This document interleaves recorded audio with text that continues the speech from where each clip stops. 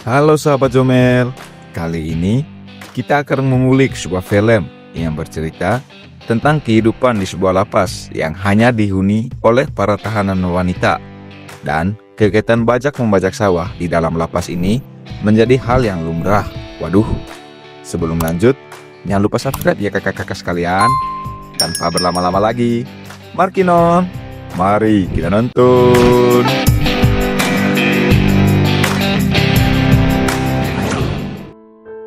Adegan dimulai dengan memperlihatkan seorang wanita bernama Jenny yang sedang naik di mobil tahanan. Di sini ia melamun mengingat kejadian masa lalu saat ia sedang melangsungkan pertunangannya.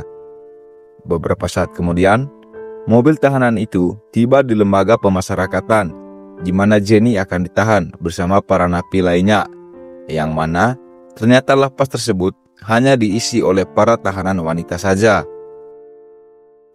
Beberapa saat kemudian, saat Jenny sedang duduk merenung, muncul seorang wanita tua bernama Nanai yang merupakan salah satu kepala kamar di lapas itu. Ia kemudian membagikan bunga mawar kepada para tahanan wanita termasuk Jenny.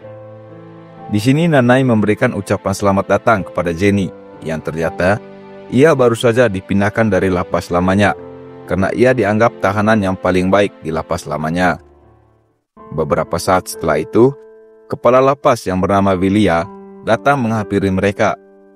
Ia lalu memberikan penjelasan tentang sebuah program di lapas tersebut yang diberi nama Hope, di mana program ini memberikan kesempatan kepada para tahanan wanita tersebut untuk bisa bekerja selama berada di dalam lapas. Setelah itu, Jenny lalu diantar ke kamarnya oleh Nanai, yang mana kamar tersebut sudah diisi oleh beberapa tahanan yang masuk mendahului dirinya. Ketika malam tiba, Jenny memotong rambutnya sebagai tanda bahwa kini ia akan memulai hidup baru dan tak ingin lagi mengingat masa lalunya. Keesokan paginya, Jenny dan para tahanan lainnya terlihat sedang bergotong royong merapikan bibit bunga di kebun. Jenny kemudian dihampiri oleh seorang tahanan wanita bernama Kara. Ia lalu mengajak Jenny berkenalan sambil merapikan bibit bunga yang ada. Kara kemudian mengajarkan cara merawat bunga kepada Jenny agar bunga-bunga tersebut bisa tumbuh dengan subur. Dan di sini akhirnya Jenny mendapatkan seorang teman baru. Saat malam hari, seorang tahanan bernama Lila tiba-tiba kepanasan karena sawahnya tiba-tiba becek. Kara yang tepat berada di sisi tempat tidurnya kemudian menghampirinya dan mulai membantunya membajak sawah bersama-sama. Beleh-beleh. Rupanya, kegiatan mereka dilihat oleh si Jenny dan membuat dirinya terpengaruh. Namun karena masih baru, ia mampu menahan hasratnya walaupun sawahnya udah becek parah malam itu. Pagi harinya, para tahanan kembali ke rutinitas dengan membuat kerajinan tangan dari botol bekas. Jenny lalu mengobrol dengan Kara dan Lila. Di sini mereka saling bercerita tentang kisah dan mengapa mereka bisa berada di lapas tersebut. Kara kemudian memberitahu jika ia memiliki seorang kekasih yang seorang sipir di lapas lama milik Jenny sebelum ia dipindahkan ke lapas itu. Setelah selesai, mereka bertiga mandi bersama di sebuah kamar mandi umum. Kara dan Lila kemudian mulai merayu Jenny untuk bermain bajak-bajakan bersama siang itu. Dan karena sudah basah sama basah, mereka bertiga pun mulai saling bergotong royong membajak sawah siang itu. Saat malam tiba, mereka berkumpul lagi untuk merayakan kebersamaan mereka, di mana Ibu Willia, sang kepala lapas, akan memberikan penghargaan kepada para tahanan yang sudah berprestasi selama berada di lapas tersebut. Rupanya, tahanan yang mendapatkan penghargaan tersebut adalah Jenny, yang dianggap berperilaku baik selama menjadi tahanan baru di lapas itu. Mereka kemudian melanjutkan acara tersebut dengan makan bersama. Di sini terlihat hubungan antara Jenny, Kara, dan Lila semakin akrab antara satu dengan lainnya. Esok harinya, Jenny dan Kara kembali merawat bunga mawar di kebun. Di sini, Kara mulai merayu Jenny dengan bertanya apakah dirinya masih tinting dan membuat Jenny tersipu malu. Kara kemudian menantang dirinya untuk membuktikan jika pernyataannya itu benar.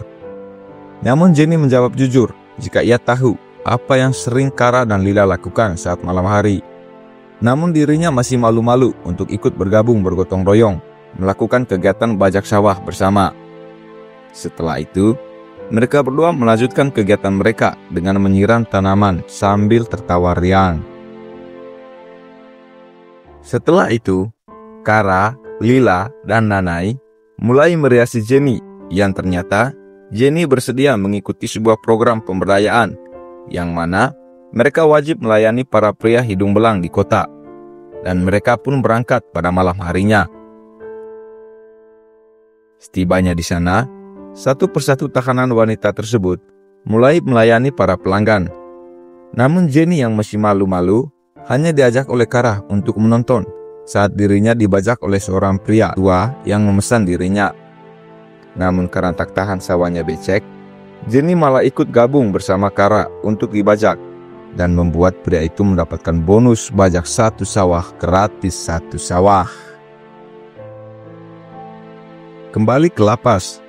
Saat para tahanan lainnya tertidur, Jenny merasa gelisah dan kemudian dihampiri oleh Kara yang ternyata masih belum tidur. Kara lalu bertanya apakah ia masih mau jika diajak kembali ke kota bertemu para pria. Jenny pun menjawab jika sebenarnya ia mau, namun ia belum siap sepenuhnya karena masih merasa malu. Jenny kemudian lanjut bercerita tentang masa lalunya saat ia menghabisi nyawa tunangannya hingga membuat ia berada di lapas itu sekarang. Esok malamnya, mereka bersiap kembali ke kota, menaiki bus tahanan. Tibanya di sana, Jenny tanpa malu-malu lagi langsung melayani seorang pria muda, dan itu menjadi pengalaman pertamanya melayani seorang pria. Ia kemudian menceritakannya kepada Kara. Namun Kara merasa sangat senang, bukannya bercerita, Jenny malah mengajak Kara untuk mencangkul sawah miliknya malam itu.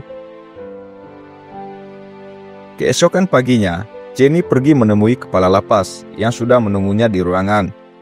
Sang kepala lapas kemudian memberi pujian kepada Jenny karena telah merawat taman bunga dengan baik. Namun Ibu William merasa sangat kecewa karena ia mendapat laporan dari beberapa pelanggan karena Jenny menolak untuk dicangkul saat melayani mereka.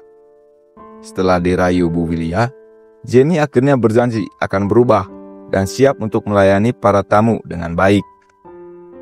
Setelah itu ia pergi menemui Kara yang sedari tadi menunggunya di taman. Mereka berdua kemudian melanjutkan obrolan mereka di teras kamar sambil ngudut berdua. Esok malamnya, mereka kembali ke kota untuk bekerja. Setibanya di sana, tanpa berlama-lama, Jenny langsung melayani seorang pria yang memesannya. Namun sial, ternyata pria tersebut adalah mantan tunangannya yang ternyata masih hidup. Jenny pun berpura-pura melayaninya. Saat mantan tunangannya merasa nyaman, Jenny langsung menghabisi dirinya menggunakan sebuah pot. Karena hal itu, Jenny akhirnya dijebloskan ke dalam sel tahanan. Hingga suatu hari, Kara datang menjenguknya dan memberitahu jika program melayani para lelaki telah ditutup karena lapas tempat mereka ditahan sedang diperiksa. Kara melanjutkan jika sekarang mereka tak memiliki penghasilan lagi akibat dihentikannya program tersebut. Jenny lantas meminta maaf dan meminta Kara untuk pergi dari sana karena ia tak mau lagi membahas kejadian itu. Hari pun berganti. Kini kehidupan lapas kembali normal. Kini setelah menjalani masa tahanannya di sel, Jenny akhirnya dipindahkan ke lembaga pemasyarakatan yang lain. Di sini diperlihatkan jika Kara diangkat menggantikan posisi Ibu Nanai sebagai kepala kamar yang baru. Di akhir film, kita diperlihatkan Jenny yang sedang berdandan di dalam sel barunya. Entah apa maksud dari adegan ini, hanya sutradaralah yang tahu, dan film pun berakhir.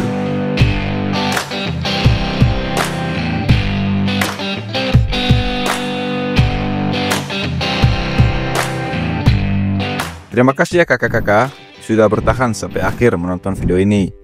Sebelum beranjak, jangan lupa untuk subscribe ya kakak-kakak agar Jomel dapat berkembang lagi. Dadah kakak-kakak sekalian.